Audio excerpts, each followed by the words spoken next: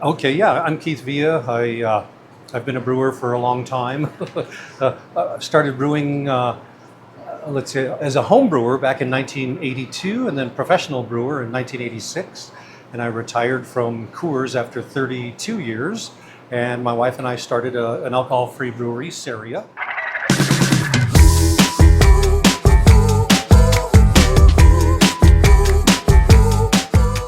Hello and hey everybody. We are here today at the home of Keith Villa. You better know him as the creator of the Blue Moon. You know and love the Barman Pilsner, the banquet beer you're probably sitting there drinking today.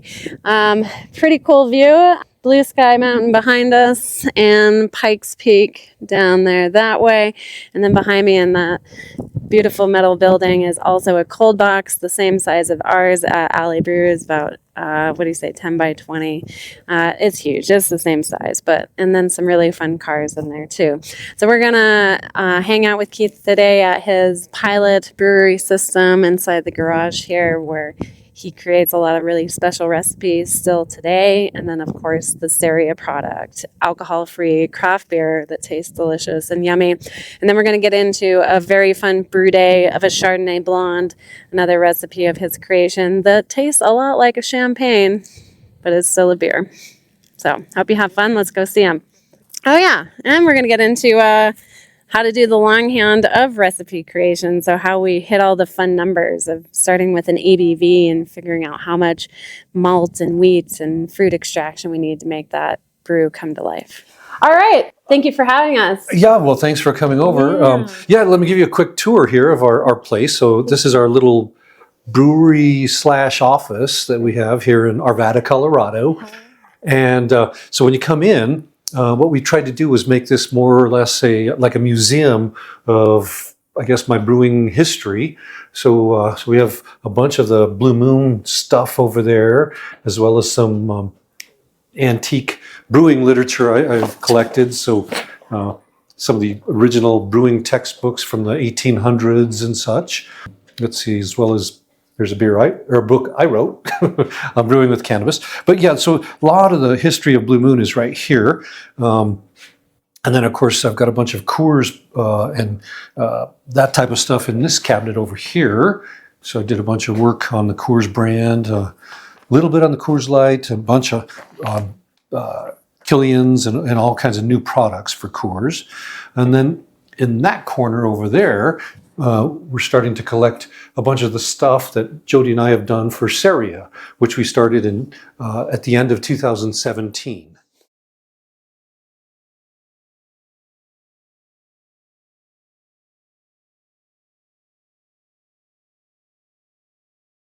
So yeah, today what we're going to be brewing is an alcoholic beer. So it won't be alcohol-free, but Right. in fact, if it hits all our numbers, it should be about 8.5% ABV. Okay. So, and what it is a wine beer hybrid. And so today we're mashing into the mash tun with 100% wheat. And so we're going to use all wheat, no barley malt, because what I want in this one, what I wanted years ago, and what I've always wanted since I've been making this, is to minimize the taste of beer and maximize the taste of wine. Because what I found is that this recipe is very good for those folks that are wine drinkers. They absolutely love it. Yeah. And the beer drinkers like it because it's a strong beer, but at the same time, it doesn't have the bitterness that a beer typically would have. So this one really makes it more like wine with a hint of beer versus beer with a hint of wine. Love that. And you could compare that over the years with some of the other brewers who have made these types of beers, but the ones I've tasted are always beers with like wine nuances. Sure. And but mine was completely different. It's wine with some beer Nuances. Yeah. Yeah. So that's what it is. Again, 100% wheat to minimize that beer taste. And then we're going to put in Chardonnay grape juice from California. Awesome. And really to maximize that nice Chardonnay taste. And then at the end, we'll try to get the CO2 nice and high in this one to mimic the taste of champagne. Sure. Because for your guests that come in, if they're wine drinkers, they will know that the Chardonnay grape is used extensively in different white wines. But if you use it in a champagne, I mean, it's required in a champagne. But if it's 100% Chardonnay grapes in a champagne, then you call it a Blanc de Blanc. So it's a nice, really strong Chardonnay character, and that's what we're trying to emulate here. Very cool. So, Very cool. It should be fun. And this one has won, three GABF medals, silvers and bronze. I've won a ton of medals over the years with different beers, and so. Sure. But this one won, I think, 3. Because the very first time I did it was 1996, and then I have redone it over the years. I'm not intimidated at all. It's fine.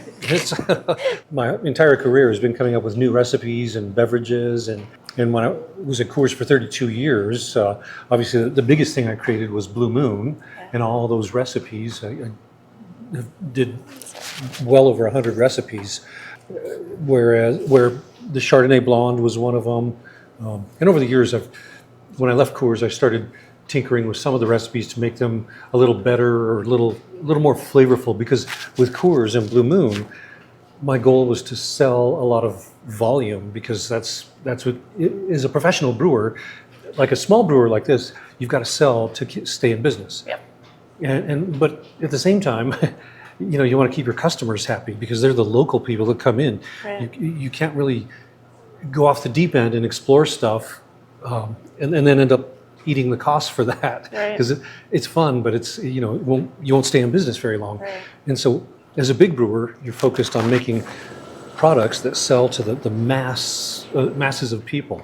You really can't make too many specialties, and so my goal was always trying to make something that appealed to the most people as possible.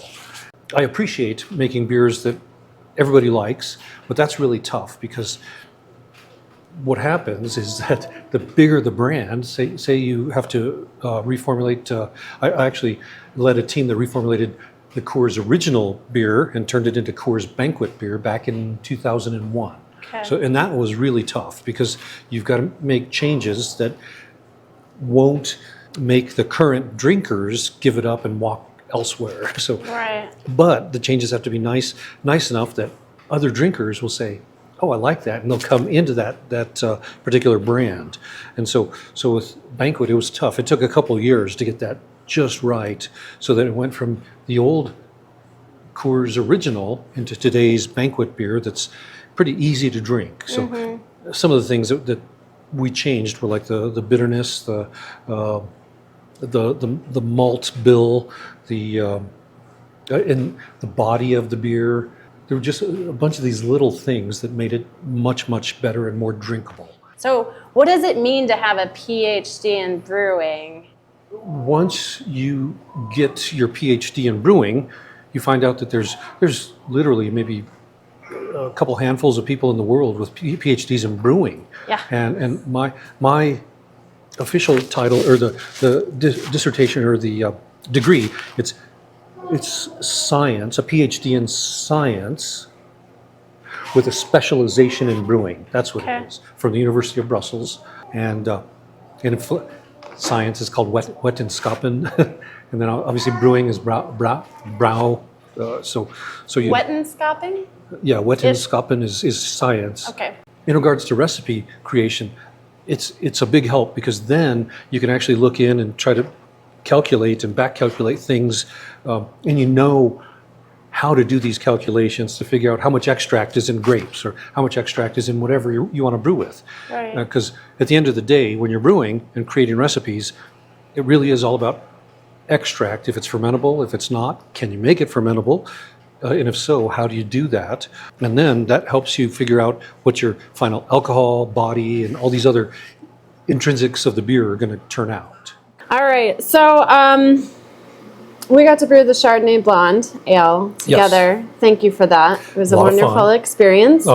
So walk us through the recipe creation of that. Where do we start? Where do we go from there? What does it look like? So first of all, the beer itself, my vision for it was to be a true beer, a true ale, but to have the taste, the smell, the look and feel of a wine.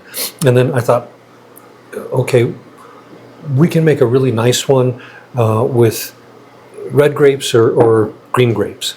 And I thought the most easiest one to do would be green grapes to make a white wine, but in a beer version, have it have carbonation, so almost like a prosecco or a champagne.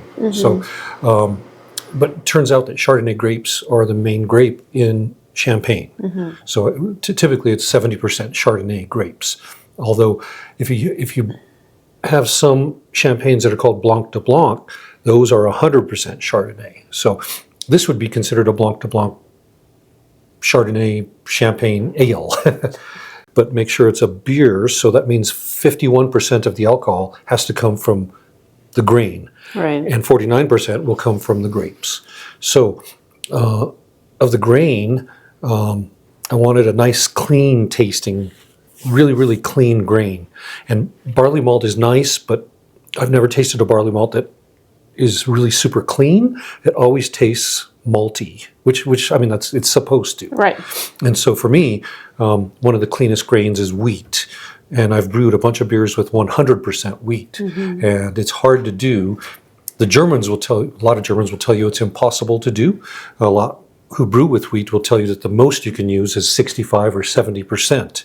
And in Belgium, they'll use typically 35% wheat for their wheat beers. But I wanted to make a 100% wheat beer, so I did.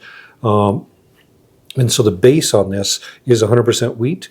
And then, of course, the Chardonnay grapes are the adjunct. Right. So to get started, as I just described, we wanted the alcohol to be about 9% ABV. And 9% is a nice level of alcohol for drinkability for these type of products. Sure.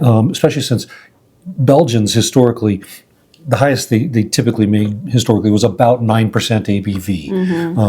They rarely went higher than that because it takes away from the drinkability. And my professor, he liked them, but they had to be made really well and balanced. And that's one thing he pushed a bunch was make sure that the beer is drinkable no matter what level of alcohol it has. And number two is make sure that it goes well with food. So, and we know that the Chardonnay beer will go really well with food. So what we're trying to do at the beginning is figure out the basics as far as numbers, and then from there we get into the detailed stuff of how many pounds of everything we need. So what we start with is 9% ABV, and we know that the original gravity minus the final gravity equals your terminal gravity. So we know that if we start at 18.1 degrees Plato and ferment all the way to completion, we should end up with a product that has 7.2% ABW, which if we multiply that by 1.25 equals 9% by volume. So just through very simple equations, we can do some background math to see where we end up, and it's easy to do backwards or forwards. We did it forwards here, but you can do it backwards to end up with what you want your alcohol to be, what you want your original extract to be, where you should finish up, all that. But anyway, I've simplified it here. But anyway, that's the process you go through at the big macro scale, and then. For extract, so in a pound of malt, a pound of dextrose, a pound of honey, whatever you have, a brewer is always interested in how much extract is in there because that's what you're working with. So the classic formula for determining extract is right here. So your pounds of extract per barrel equals 2.58 times degrees Plato divided by 1 minus that factor times degrees Plato. So it's a fairly easy equation, but it tells you the relationship between degrees Plato and pounds of extract per barrel. So we know from here that we wanted to start at 18.1 degrees Plato. So if we use this equation here, just longhand here, I've plugged all this into an Excel spreadsheet to make it really easy, but longhand, if we go through this, 18.1 degrees Plato right here, it equals, if we go through this exercise right here, 50.17 pounds of extract per barrel. And so that's theoretical lab extract in that malt or in that whatever. Right. So that's theoretical. So we want 49% of that extract to be from grapes. So 49% times that equals 24.6 pounds per barrel of extract from grapes. And we want 51% of that to be from wheat, Right. for that nice clean grain character. So 51% equals 25.6 pounds per barrel of wheat. So then we know that grape juice, concentrated grape juice in the industry is almost always about 24.6 degrees Plato bricks. Yeah. So if we divide that by two times 2, 24 pounds per barrel, but we're making 2 barrels. Right. So we want 49 pounds per 2 barrels. So 49.2 pounds of extract. The typical concentration factor is 68%. That's what it is in concentrate. So when winemakers make wine from concentrate, the concentrate is almost always concentrated down to 68%, and that's the number that they use. So we want 49.2 pounds of extract, and we want and we know that the concentrate is 68%.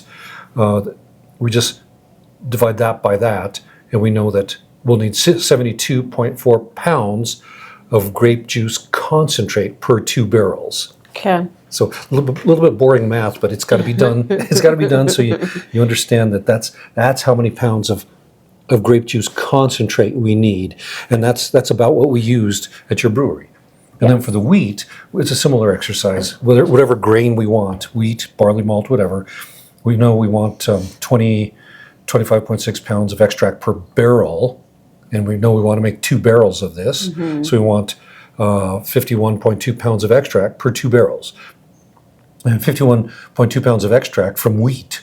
What we want to do is divide extract by how much extract is theoretically in the malt. Right. So if you look at the C of A, the certificate of analysis for your malt for wheat, it's going to say that there's 82.4% theoretical extract, fine grind dry basis. Right. So you just divide that by that, and it tells you that you need 62.1 pounds of wheat malt. Yeah. Right. But now last thing we have to do is take into consideration the efficiency of our brew house. So then we take this one, 62, because we know we need that many pounds of malt, but we have to make sure we add the right amount of malt on top of that if our brew house is not 100% efficient. This is for 100% efficiency. Right. So we divide that by, I took a guess and said yours was probably 78%. So that means we needed 80 pounds of malted wheat. Yeah. So longhand-wise, that's how we got the pounds of grape juice extract or grape juice concentrate and the pounds of malted wheat. And then So basically giving us our grain bill, here's our ingredients for the brew. we're just using 2 ingredients. So We're starting with what we're looking to brew. Mm-hmm. Here's what we want it to achieve when either the idea came to us or the assignment was given to us. And by knowing what we wanted and a starting number of our ABV, then we're able to determine right, we can our just grain and extract. back calculate exactly how many pounds we want to get this number of final alcohol, 9% ABV, and not just that, but achieving that with 51% grain and 49% grapes. Yeah, so the specific gravity of grape juice is that it's in relationship to water. So you know that that's how much it weighs per mill. Mm-hmm. That when you convert to ounces, that's how many ounces per mill. And we need 72.4 or is it 72.4 pounds? So we multiply that by 16 ounces per pound, so we know we need 1,158 ounces of grape juice. And so ounces of grape juice divided by that many ounces, which is the weight of the specific weight of the grape juice, Right. tells us that we need this many gallons, this many milliliters, but then we convert to gallons. So we need about 6.5 gallons of concentrated Chardonnay grape juice. Yes. So that would weigh that many pounds, 60 whatever pounds it was, 72.4 pounds. Right. So that's how we go from the grape juice volume to pounds. So now we have all of that bill worked up. We can calculate what the volume is of everything. So it'll be 10.8% of the volume is juice and 89% of the volume is wort. Mm-hmm. And so we just keep working with numbers to make sure we're really clear on everything. Again, this is just longhand to make sure we have the numbers right for how many gallons of juice, how many gallons of wort, so that we end up with everything just right. And like I said, the easiest way to do this is to put it in an Excel spreadsheet so that you just punch in a couple numbers and it does everything really, really fast. And that's what I do. But I wanted to do this so that I can kind of explain it. Now, when we talked about bringing it up, you thought maybe perhaps there would be interest in seeing the longhand, that maybe a lot of brewers even now aren't using this type of longhand. Right, because a lot of brewers use AleSmith, Beersmith, whatever the thing is, or whatever thing is online. And those work, but it's always way better to understand what you're doing, all the numbers, so that you can think about how to do it. Because Beersmith is or AleSmith, whatever it's called, you really have to kind of find your extracts, your numbers. It has it in there, and it allows you some freedom. Mm-hmm. But when you know what you're doing, you can picture something and just come up with the numbers yourself. You don't need those type of things. And then, like I said, plug all the equations into an Excel spreadsheet, and then you can do it. You've got something way more valuable than Beersmith, and because it's customized for you. I also think there's a lot of credit to be said about if something happens in the brew. If you understand that longhand, you can think on the fly a lot more easy.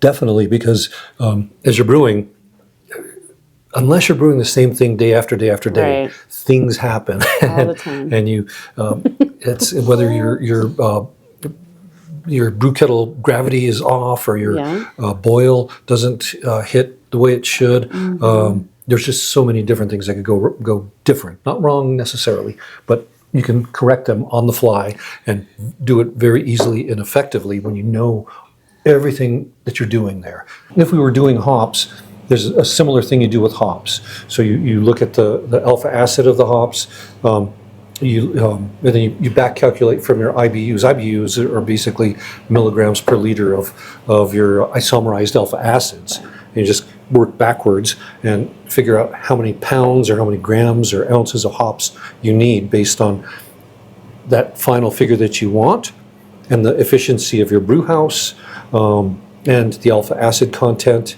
And you do need another factor in there, just kind of a conversion factor, fudge factor, if you will, for hops. You really don't need it much for here, for the malt, but for hops you do. Because when you boil the hops, unless you do it 100% of the time and 100% of the conversion all the time, it's going to be really tough to hit your numbers. So that's why you have to put a fudge factor in to allow you to boil for different times with different alpha acids, different hops, and still hit your final IBU that you want. But after I did these things, in the early days of Blue Moon, other brewers started doing this, but they were making wine beer hybrids either by making a beer and putting it in a wine barrel for aging, or they were trying to do this, but they were making a beer that was really bitter and it tasted like beer. And so like I said, my original goal was to make something that smelled and tasted like wine, because I wanted wine. I didn't want a beer. So So officially it is a beer, but should smell and taste like champagne. And And it does. It's really a fun beer too. And at the end of the day, it's beer because it is 51% of the alcohol from grain, 49% from grapes. So legally, it is a beer, and it's just a beer that looks and smells like champagne. So cool. So cool. And now you know how to do the longhand. If you didn't know how to do it. Yeah, you do. Can I keep this? Oh, of course, yeah. Thank you. 131. Oh, that's almost perfect. Okay, so let's leave it right here and cover it and let it rest for about 25 minutes. You want to get a shot of that, Charles? Oh. Yeah, just from a visual perspective, that looks good. Let me just stir it just a touch more. Right here. Hot cereal. Hot cereal. Okay. And then, so how hot is this right now? This the water in here? 170. It's I'll heat it. I'll turn another element on, so it gets up to that 176. Okay. If you can get it even hotter, if you could get it up to even maybe a boil, and then because since it's 100% wheat, Yeah. there's no husks to worry about extracting tannins and making it taste awful. Okay. And there aren't. I just put a handful of rice hulls, so there's not enough rice hulls to do anything really there from a taste perspective. So okay, good. So Should be good. good. And then we'll in 21 minutes we'll add water to get it up to close to 75 degrees and mash out, kill off all the enzymes, and then start lautering and then sparging. So at that point, We'll go, once we get the rest of our water in, we'll switch this hose to our tangential valve. I'll run the little one to the bottom, and then we'll hook up our pump over here okay, and put on our sparge bar, and then we can sparge and lauter. so then it'll be sparging from this tank in there and then into there, the kettle. Yep. Got it, okay. Are we vorloffing at all? We can.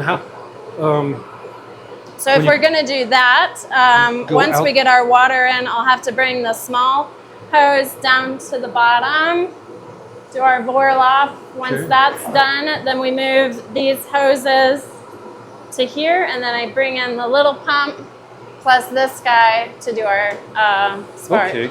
Yeah, we'll vorloff. How long do you typically vorloff? 15? That'll work. Yeah, because we'll look to see how clear we get it. Okay. It may or may not be clear. We'll see. Yeah. So. Yeah. Okay, and then meanwhile we've got concentrated Chardonnay juice there, a little bit extra in case we need it. Okay. And then I didn't know the efficiency of your system, so in case we don't hit the balling we need, which is that wheat wort should hit about I think between 11 and 12 degrees Plato, 11.5 maybe. Okay. If it doesn't, I brought some dextrose to boost it up. Sure. So again, I don't know I can back calculate when we're all done to see what the efficiency is, but We're in the low 70s. oh, okay. My guess was it would be about 80. I think I said 88. I think. Let me look. Yeah.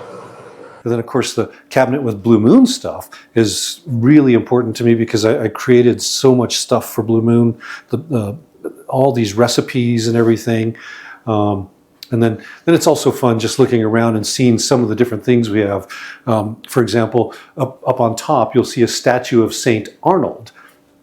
he's the patron saint of brewers in Belgium. And virtually every brewery you go to in Belgium, if you go to the brew house, you'll see a statue of St. Arnold. So after I finished my time there, I bought a statue of St. Arnold and brought him back. Very cool.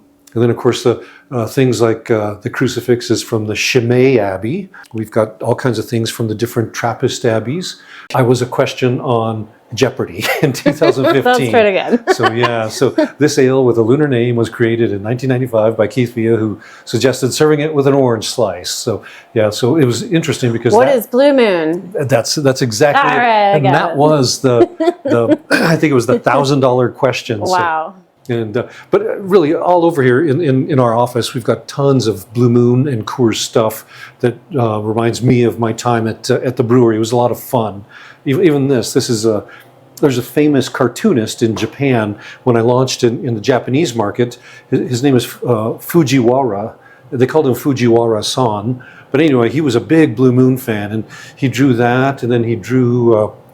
There's a picture of me up there, and he drew the orange slices to make it look like Mickey Mouse ears.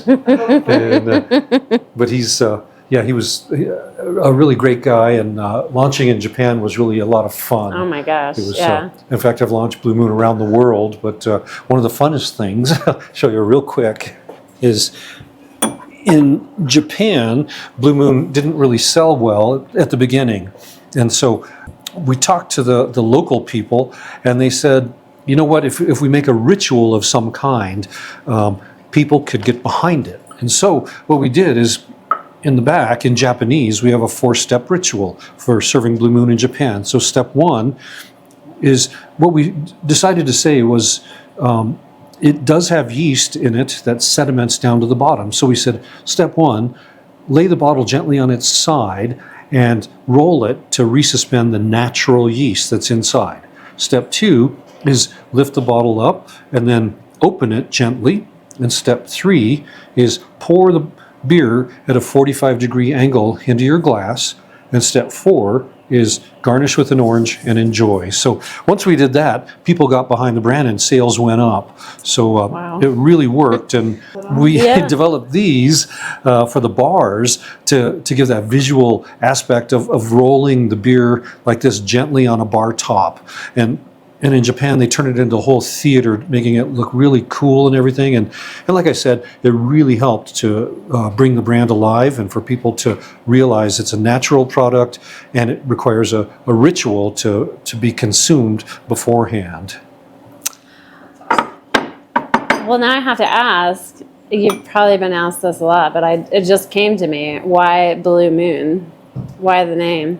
Blue Moon. I even know that one. You do? Fun facts by Chelsea, I know that one. Oh, okay. At least I know what the world says, if it's the true story. Yeah, our admin at that time, her name was Vivi.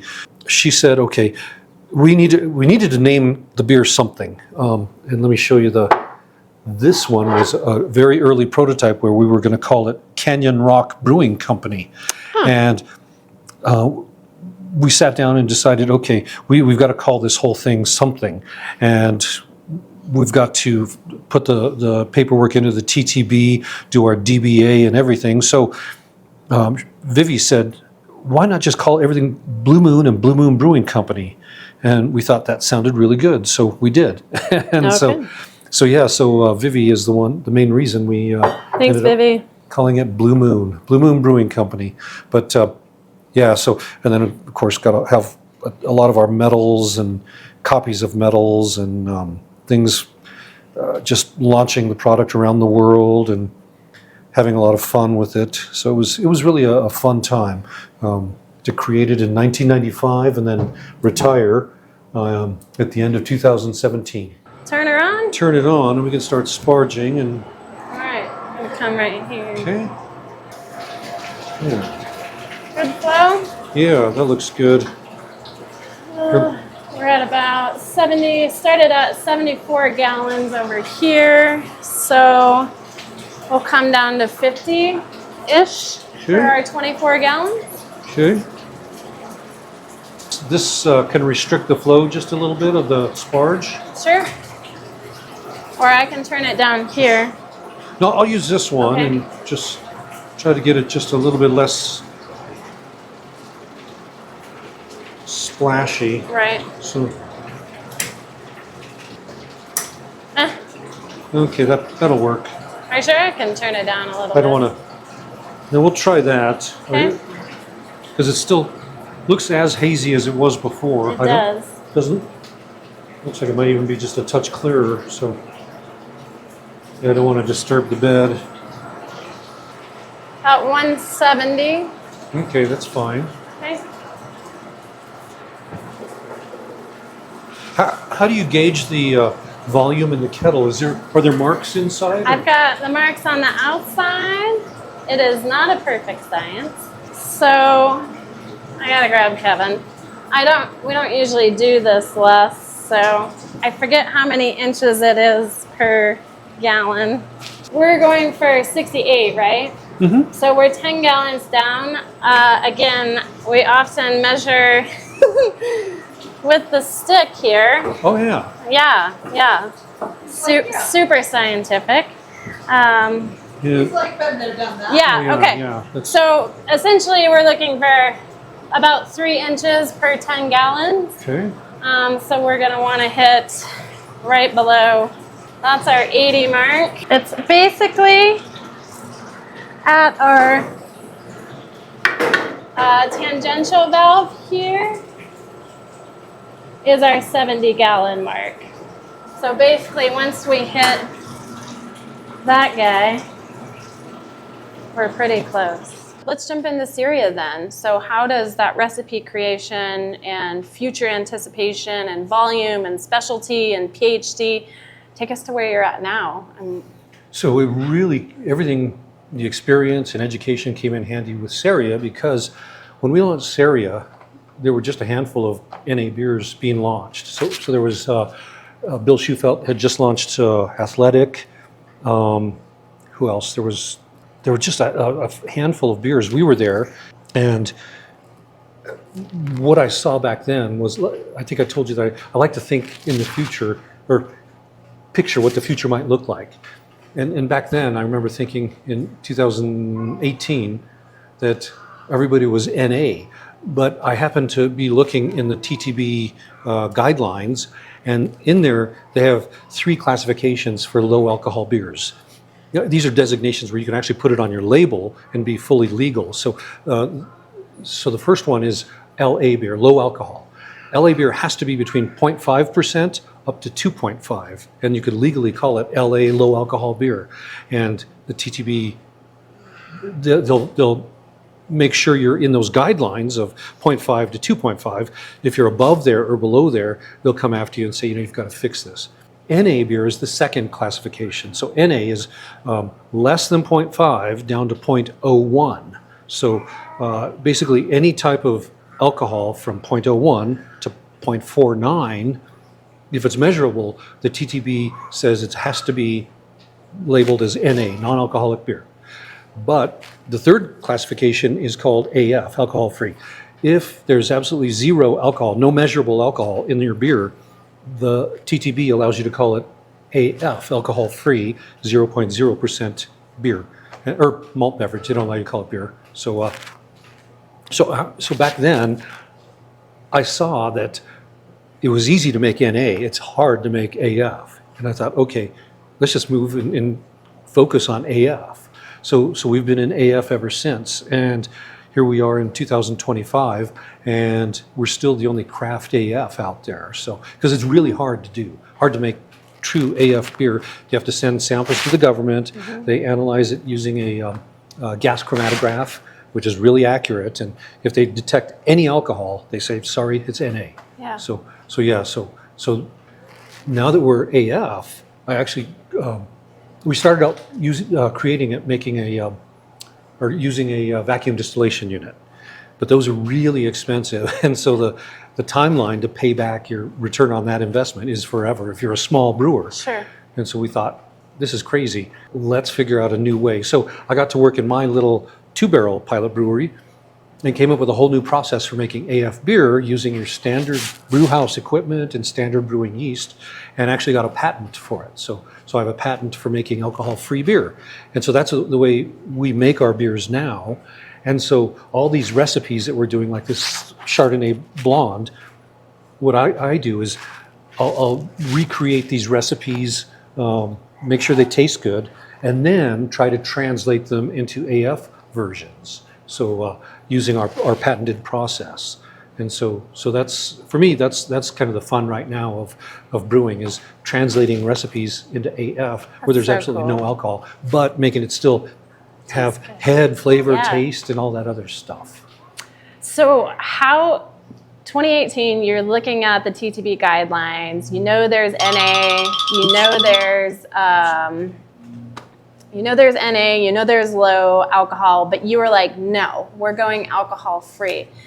What did you see then that made you say we need to figure out the AF, because that's perhaps where a lot of the market is moving to?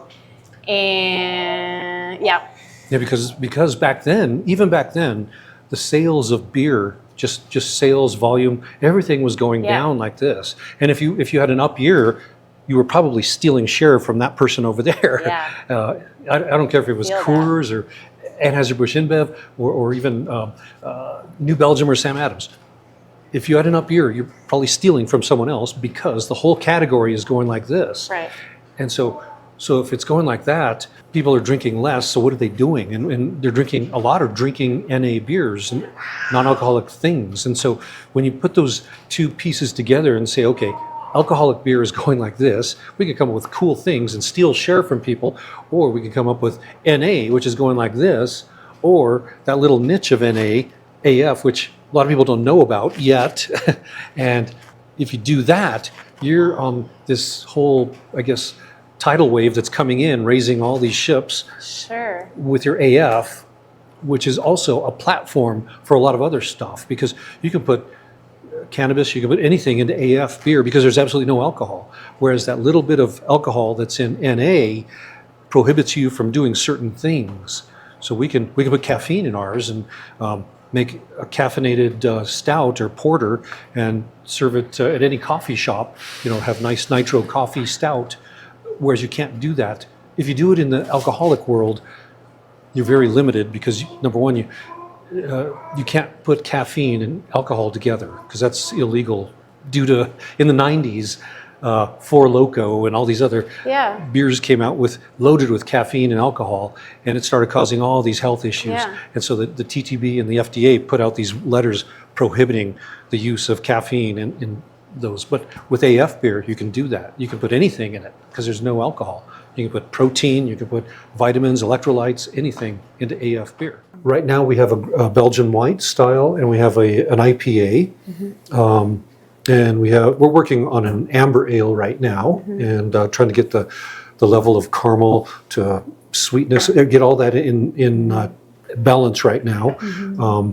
Because right now we feel we've got the body, the look and feel, everything's good, but we want to kind of balance out that flavor. Right now it's a bit too dry, I think, with the caramel malt that's in there, so we've got to sweeten it up just a touch. Yeah. And then I think we should be there. That'll be a great addition. So I can still drink beer without the effects of alcohol, and it still tastes good. I think that's a big thing that often comes up. That's our goal, is to provide an alcohol-free beer so that people can actually socialize or do whatever they want with a beer. And have fun and still maintain a clear mind, not get buzzed, and stay totally coherent. And we've talked to so many people who do exactly that and appreciate our products because they can do that. They can take our alcohol-free beer, drink it anywhere, at any time, and enjoy themselves, but not get drunk. Amazing. Is it then considered healthy for you? Like, because it's still considered a beer, is it going to hurt my liver, let's say? Because regarding health, if it has alcohol, by nature it's not healthy. But once the alcohol is removed, or in our process, if it's made so that the alcohol really doesn't form, but the yeast will make the flavors, that product is healthy for you. There's enough literature showing that, oh gosh, in the 1980s, the Germans were the first to really study athletes and non-alcoholic beer. So they would give non-alcoholic beer to their Olympic people as they were training, and they found that a lot of the compounds in non-alcoholic beer helped the athletes to recover quicker and to just be healthier and help their performance and everything. So, but not in a steroidal type of effect. Sure. It was more anti-inflammatory. So it was what the German scientists looked at was the effect of the polyphenols from the hops that were acting as like anti-inflammatory agents. And so the athletes would train and everything, have their non-alcoholic beer at the end of the day, and it would help them to recover. So the next day they were ready to go again. And so we can say that with no alcohol, at least our beer, and non-alcoholic beer too, but if there's absolutely no alcohol, it is healthy, and there are anti-inflammatory agents in there, as well as a lot of other healthy things. They have to be careful because some smaller NA brewers, again, cannot control the alcohol there, and you will find products that are above that legal limit. And so you really have to be careful with your health, legal reasons, driving, because if you drink a 2% beer all night thinking it's NA and then get behind the wheel of your car, you could potentially get arrested for a DUI. So you have to be careful with that. And unfortunately, with NA beers, the government really doesn't have a way to police those the way it does for AF. AF, you have to send samples in, and the government checks, make sure you're totally 000, and then allows you to call it that. And I'm sure that the AF products are analyzed from time to time by the government just to verify everything's okay. But NA beers are a little more difficult, and the fact that the NA market is really the only market that's growing healthily right now in the whole beer industry. A lot of craft brewers are jumping on that bandwagon, making NA beers. Some of them know how to do it, some don't. Of course, the bigger ones that are very experienced, they make great products, and you can bank on the fact that those are going to be less than 0.5%. They will be tunnel pasteurized so that they're totally safe for someone to drink. And that's the other thing, is that if it's not pasteurized, it could potentially make somebody sick, because these type of beers, if you don't pasteurize them or preserve them in a way that makes them totally stable, either brewer's yeast can start re-fermenting and make it alcoholic, or you could have the growth of pathogens in there. Pathogens are those type of microorganisms that can make people sick. Things like E. coli, botulism, listeria, those can either grow or survive in non-alcoholic beer. And if they're in there, for example, if somebody's working on the bottling line, go to the bathroom, they come back, didn't wash their hands, and they're touching all the different filler parts, potentially you get some bacteria in those cans, and it can make people sick. So you just have to be very careful with NA products to make sure they're stabilized, make sure they're below the legal limit, whether it's 0.00 for AF or less than 0.5 for NA, and make sure they're pasteurized. And it says it on the can. It's not required. Not required? It's required to state the alcohol level. So NA has to say non-alcoholic contains less than 0.5% ABV. AF has to say alcohol-free 0.0. But as far as pasteurization, it doesn't have to say anything, although you voluntarily can put it on. Our cans definitely say it. It says pasteurized to preserve deliciousness. I mean, obviously a little bit of play with words there, but the fact that it is pasteurized is on our can, every can, because for us that's one of the main things. Part of our philosophy is to keep our customers as safe as possible. So make sure that they can enjoy our beers without getting sick. Next year, there's going to be a product coming out called Nagardo, which is a mushroom-based preservative, and they've been testing it in Europe for a year or two, and the brewers there use it for draft NA beer, and it seems to work. And if it works, great. But if it doesn't, it can make people sick. So, but it's going to be approved next year, they say. And once they do that, there's going to be a lot of small brewers that don't have access to a pasteurizer that are going to start making NA beers and put this stuff in it and hope it works. Nagardo. Yeah. Federal legalization and access to the market in a way that hemp Delta 9 beverages had or have in the Midwest. Because there, you can go anywhere in the Midwest and buy Delta 9 beverages.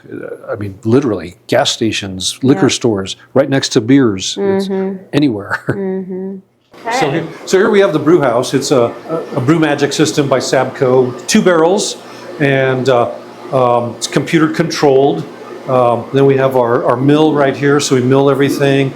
We have our tankless hot water there, so we can get it up to 160 degrees and have it ready to go. And then after brewing, we'll move it with our hoses and pumps to one of these 4 unit tanks over here. And when I designed this, it was originally a garage, as you can tell. And so we hired people to come in and do different things. So everything from the very beginning, like the drainage, we had them put in a trench drain here, and it actually goes this way too. So there's a drain there and under the mill, so that we can hose the whole thing down if we have to. Let's see, after brewing, again, we go through here. We can run it through our plate heat exchanger here and cool the wort down with this glycol chiller, and then just let it ferment, age, and then we have bulk CO2 is right over here. You see our little tanks. But this is more or less a pilot brewery, so we can make any type of beverage in here. We've made everything from wine beer hybrids, wine, seltzers, hard seltzers, what else? Cider, hard cider, beers, of course. We can make soft drinks. We've made soft drinks, so any type of beverage can be made in this laboratory.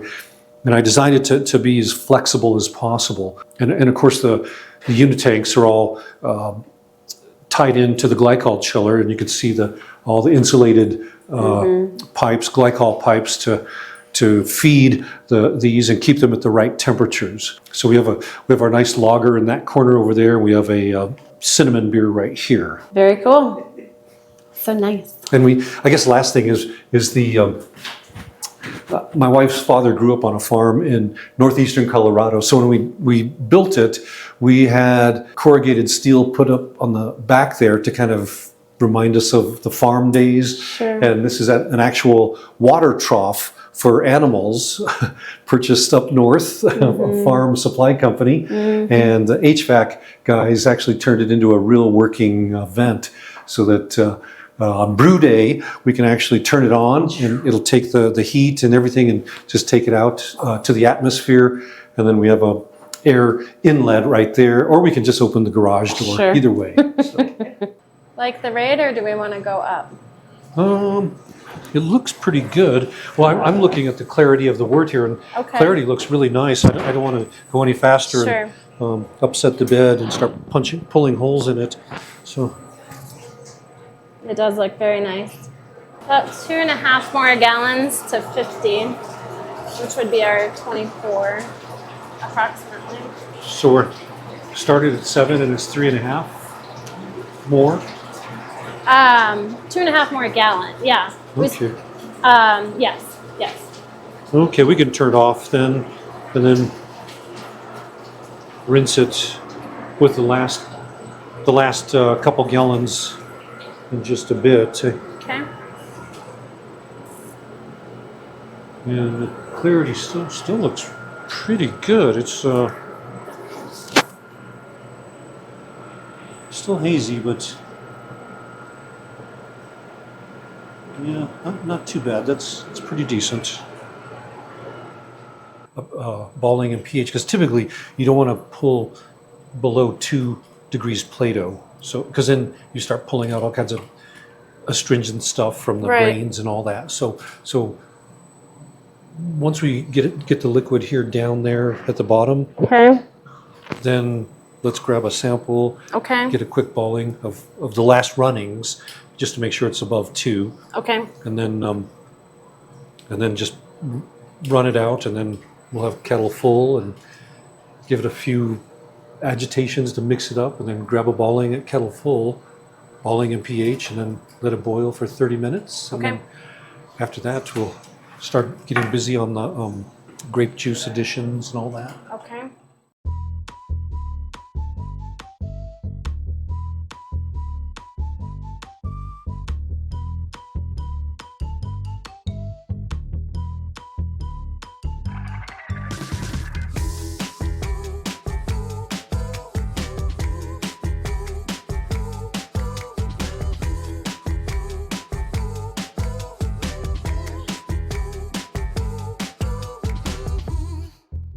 Other things I've made over the years, gosh, a peanut butter beer. So I did peanut butter beer back in 1996.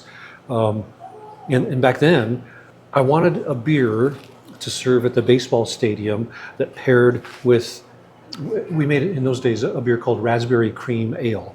And so I wanted to make my version of a black and tan. Okay. So I thought, what better taste than peanut butter to go with raspberry beer? So I thought, might as well do it. Oh, man. So I tried different types of peanut butters. I even went to in those days, I think the forerunner to Whole Foods was called Alfalfa's. So I went to Alfalfa's market, had them grind up a bunch of organic peanuts, made organic peanut butter, brewed with that. That didn't taste like what I wanted.